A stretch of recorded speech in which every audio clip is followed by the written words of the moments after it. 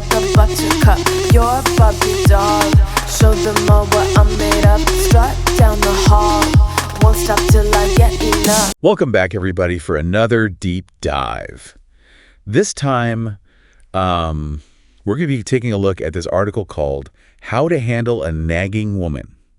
Practical Steps for Healthy Communication. Ooh. And I know right off the bat, that title's going to make some people kind of bristle a little bit. But a little sensitive. we're going to unpack this idea of nagging. Right. And see what we can learn about communication and relationships. Yeah, I think it's interesting how that word nagging, it puts people immediately on the defensive, Right. like a conversation stopper, you know what I mean? But what if instead of just shutting down, we tried to understand what's going on underneath that? Yeah, and that's what this article is encouraging us to do. Right. It's saying that nagging is very rarely about the actual thing that's being, The surface. on the surface, right? Yeah. Whether it's dishes or taking out the trash or It's whatever. a symptom? It's a symptom of a deeper issue. Yeah. Like unmet needs or Yeah. just a breakdown in communication. Right. And think about it like this. Like, if you have a plant that's constantly wilting Okay. and you keep watering it, but it doesn't get any better, Right. that's like nagging. Okay. You're focusing on the symptom, the wilting, Right. instead of the root cause, which might be, it needs more sunlight. Needs new soil, yeah. It needs different soil or something. I like that. Okay. Right. So if somebody's nagging is the wilting plant, Yes. how do we diagnose Yeah. what that plant really needs? Well, this article really stresses active listening. Okay. And I don't just mean like hearing the words, Right. but like really understanding, The meaning. the message behind them. Right. Think about a time that you felt genuinely heard. Yeah. Didn't it change the dynamic? Absolutely. Yeah. It's a feeling of relief when you feel like somebody finally gets it, Yes. But active listening for me, that's something I really struggle with, Okay. especially when I'm feeling defensive or stressed out.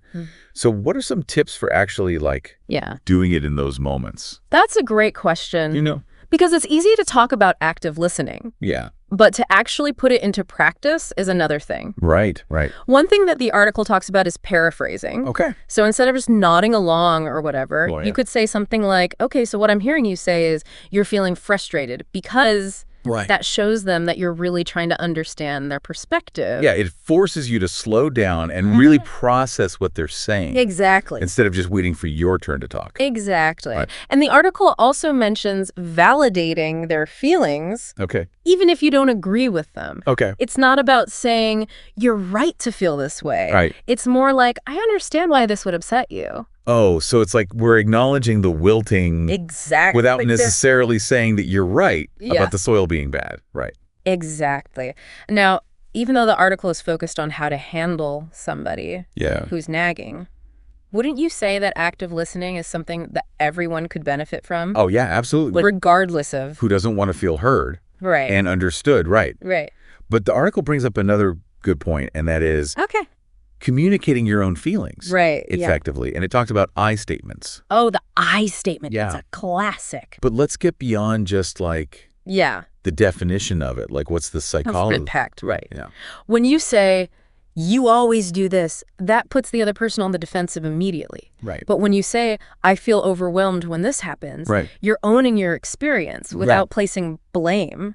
And the article gives a really good example. Yeah. Instead of saying you're always late, which is accusatory, Right.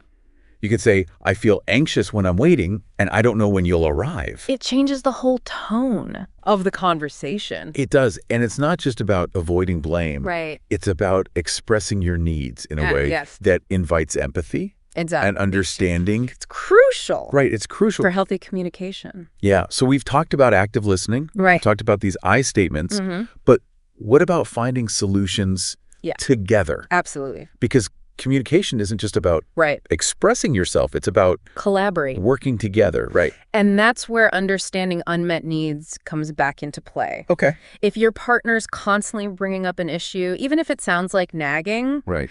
there's likely a need that's not being met. Yeah. The key is figuring out what that need is Right. and finding a solution together. So instead of brushing it off, Right.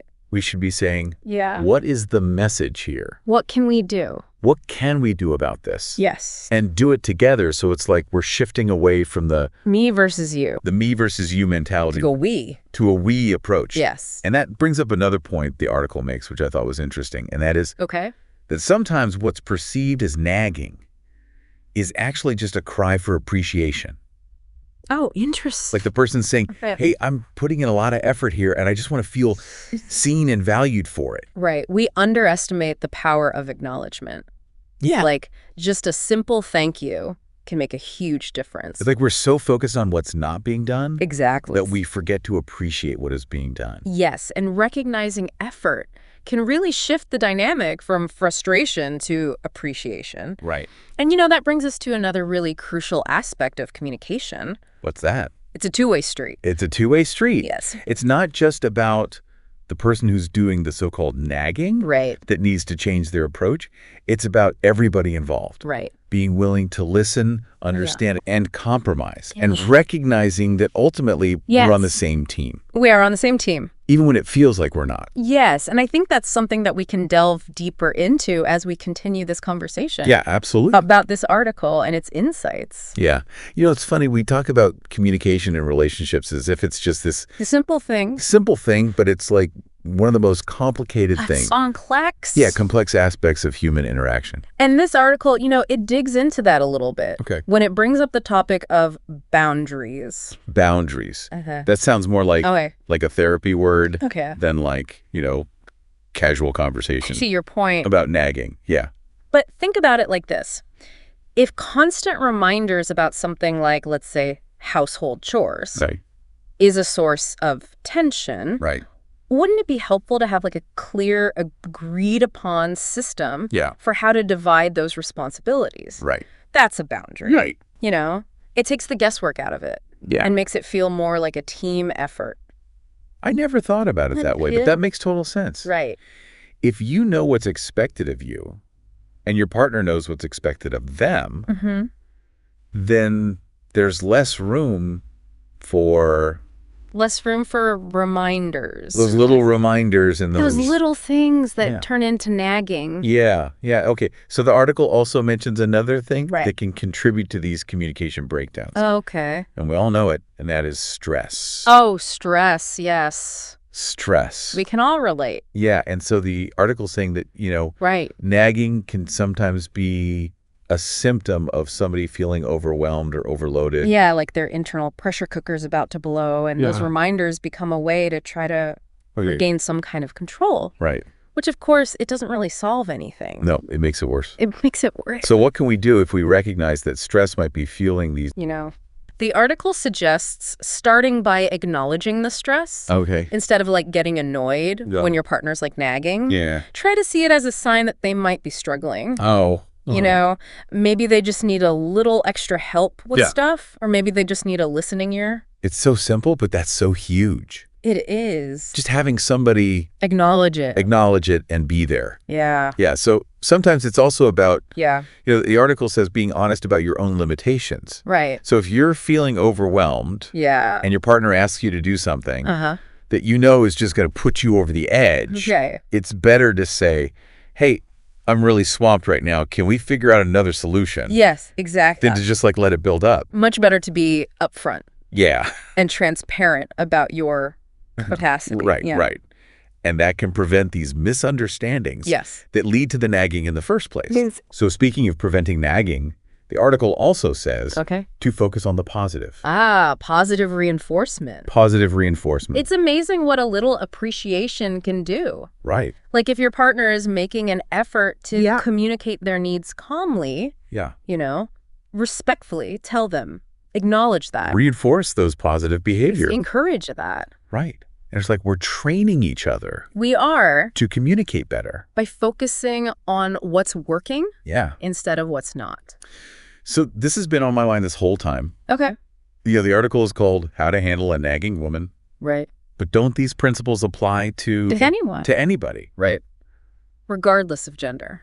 It brings up a good point about, Yeah. the assumptions we make about Right. gender and communication. Absolutely. And even though the article focuses on a specific dynamic, Yeah.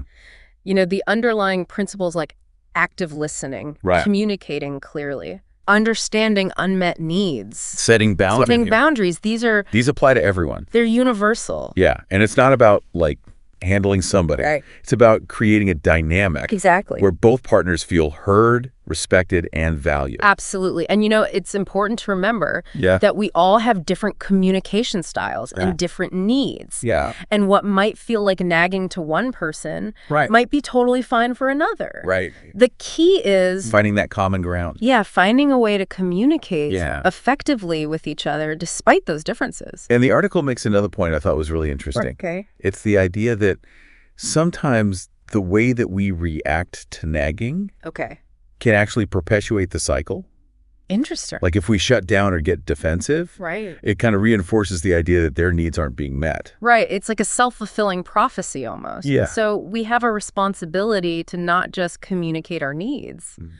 Right. But to create a space Yes. where they feel safe to communicate theirs. So it's not about like fixing somebody who's nagging. It's more about Yeah. looking at it as a communication. As a challenge that you can overcome together. And, sometimes that means looking inward and saying, Yes. okay, am I actually contributing to this?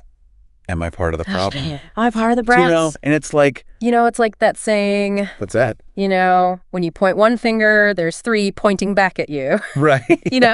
Sometimes the first step to improving communication is to to look at yourself. look at yourself Yeah. and your role in it. And that takes self-awareness Yeah. and a willingness to be honest with yourself. Yeah. But the payoff can be huge Absolutely. because it allows you to break free from these negative cycles Yeah. and build a stronger, more fulfilling relationship. Yeah. It's interesting how we frame this whole idea of nagging, Yeah. It's always looked at as this negative. Right. Like a character flaw almost. Right. But what if we shifted our perspective? Okay. You know? That's what we're trying to do here, right? Yeah. What if instead of seeing it as something to be handled, Yeah. we saw it as like a sign that something needs to change in the relationship? I like that. Yeah, it takes the focus off blame Right. and puts it more on problem solving. Yeah. And the article does talk about some practical steps Right. for navigating these communication breakdowns. Exactly. And one of the things it brings up is Yeah. seeking professional help Yeah. if you're really struggling. Right. If the patterns keep repeating. And it's really affecting your relationship. Yeah. It can be hard to admit you need help, It can be. but sometimes a therapist can Provide that be that neutral third party. safe space Yeah. to Yeah. work through things. Okay. So even if you're not at the point of needing therapy, Yeah. I thought the article's last point was really important, Okay, what's that? and that is cultivating patience and empathy. Oh, patience and empathy. That's huge. Yeah. It's so easy to get caught up in the frustration of the moment. Yes. But if we remember that relationships take work, Yeah. they have their ups and downs. It's a journey. It's a journey, Yeah. not a destination.